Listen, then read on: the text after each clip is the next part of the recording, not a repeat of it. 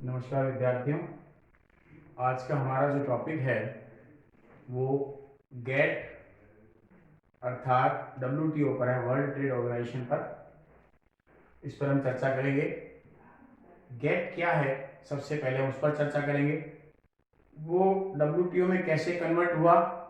क्या इसके ऑब्जेक्टिव्स हैं, क्या इसके फंक्शंस हैं, क्या इसके एडवांटेज भारतीय अर्थव्यवस्था को प्राप्त हुए हैं, और क्या क्या संभावित जो है डेंजर्स बोल सकते हैं या उसकी शॉर्टकमिंग बोल सकते हैं, उसके खतरे हमें क्या क्या नजर आ सकते हैं। देखिए, मैं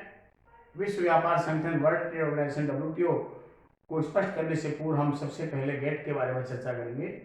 गेट का पूरा नाम general agreement on tariff and trade है, व्यापार एवं प्रशुल्क पर सामान्य समझौता। देखिए, अंतर्राष्ट्रीय व्यापार में जो सबसे बड़ी परेशानी या समस्या जो उत्पन्न होती है वो टैरिफ के रूप में है, यानी कर के रूप में है। और कर का मतलब है बॉर्डर पर लगने वाला टैक्स, यानी टैरिफ, जिसको आप तट कर कह सकते हैं या प्रशुल्क का नाम दे सकते हैं। ये समस्या सबसे ज्यादा विकासशील राष्ट्रों के सामने आती है, क्योंकि जब विकसित राष्ट्र जानबूझ करके टैरिफ की बड़ी बड़ी दीवारें खड़ी कर देते हैं, करों की बड़ी बड़ी दीवारें खड़ी कर देते हैं, ताकि विकासशील राष्ट्र ज्यादा मात्रा में जो है अपने माल का विक्रय विकसित राष्ट्रों को नहीं कर पाए और वह विकसित नहीं हो पाए। इस प्रकार की जो नीति विकसित राष्ट्रों के द्वारा अपनाई जाती है, ये उन विकासशील राष्ट्रों के विकास में सबसे बड़ा खतरा अथवा बाधक माना जाता है। ऐसी स्थिति में जब गेट का जब उदय हुआ, गेट कोई बहुत नया विषय नहीं है, बहुत प्रारंभ से हुआ।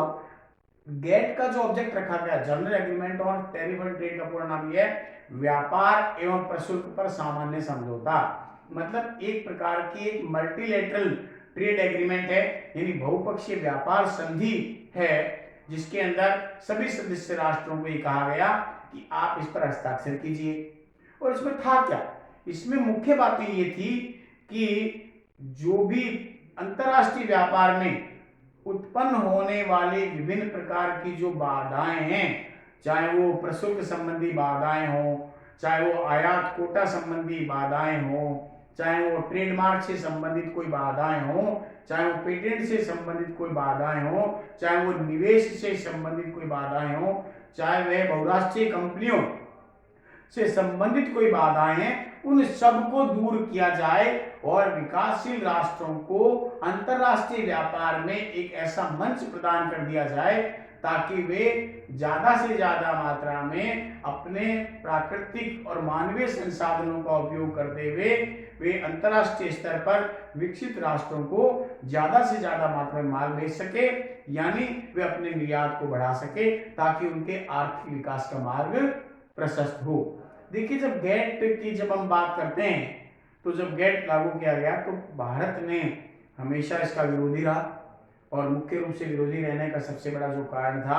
वो ये था क्योंकि गेट के अंतर्गत एग्रीकल्चर से रिलेटेड, ट्रेड से रिलेटेड, इन्वेस्टमेंट से रिलेटेड, पेटेंट से रिलेटेड बहुत सारे क्लॉज इसके अंतर्गत दिए गए।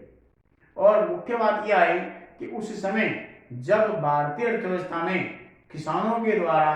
गेट का जबरदस्त विरोध किया गया, क्यों? क्योंकि भारत एक कृषि प्रधान राष्ट्र है और ऐसी स्थिति में उस समय ये देखा गया कि विकसित राष्ट्र जो है अपने स्वार्थ के हितों की पूर्ति करने के लिए वह गेट में कुछ ऐसे प्रावधान डाल रहा है जिससे जो है विकासशील राष्ट्र विकास नहीं कर पाएंगे और जो भी है वो बहुराष्ट्रीय कंपनियां जो है वो ही विकसित हो पाएगी, लाभ जो है केवल विकसित राष्ट्रों पे हो पाएगा। और इसी बात को आधार मानते हुए भारत में के जितने भी किसान हैं उन्होंने इसका विरोध किया, क्योंकि इसके अंदर कुछ इस प्रकार की क्लॉज डाले गए थे जिसके बारे में आगे मैं अब चर्चा करूंगा कि जो है वो कृषि विरोधी थे, किसान विरोधी थे। जैसे उसके अंतर्गत ये था कि सब्सिडी को कम करना, अनुदान को कम कर दिया जाए, ये इसमें कहा गया। बीजों का पेटेंट संबंधी प्रावधान था कि बीज अगर एक बार किसी भी राष्ट्र ने कोई नई जाति का बीज अगर विकसित कर दिया है तो वो उसका पेटेंट करा लेगा और दूसरे राष्ट्रों को उसी से उस बीज का क्रय करना पड़ेगा। इस प्रकार के कुछ विशिष्ट प्रावधान थे जो है प्रशुल्क दरों में कमी करने के संदर्भ में बात थी। इस प्रकार से तो कुल मिलाकर हम ये कह दें कि प्रारंभ में इस प्रकार की स्थिति रही, लेकिन 1 जनवरी 1995 से गेट जो था वो WTO के रूप में कन्वर्ट हो गया, यानी विश्व व्यापार संगठन के रूप में कन्वर्ट हो गया। तो देखिए, जब हमने गेट की सदस्यता ली उस समय जो है हमारी मजबूरी थी, और अब विश्व व्यापार संगठन के रूप में एक संगठनात्मक ढांचे का रूप ले लिया गेट ने। गेट जो कि एक मल्टीलेटरल ट्रेड एग्रीमेंट था, बहुपक्षीय व्यापार संधि थी, और उसको अब विश्व व्यापार संगठन के रूप में ऑर्गेनाइजेशनल स्ट्रक्चर बन गया है, संगठनात्मक ढांचा बन गया है। तो अब हमारी ये एक आवश्यकता बन गई। जैसा कि आपको मालूम है, देश में LPG liberalisation, privatisation and globalisation जब लागू किया गया था उस जुलाई 1991 में, उस समय हमारे देश की अर्थव्यवस्था बहुत ही विपरीत दिशा में जा रही थी। हमारे पास विदेशी मुद्रा के भंडार नहीं थे, इन्फ्लेशन की रेट अप्रत्याशित रूप से बढ़ गई थी, हमारे पास में agriculture growth rate, industrial growth rate, overall growth rate बहुत पुअर थी, हमारे पास में जो है निर्यात नगण्य थे, आयातों की अधिकता थी। इस प्रकार से हमारी अर्थव्यवस्था चरमराई हुई थी। तो सबसे मुख्य बात यह आई कि हमारे पास में पैसा कहां से आए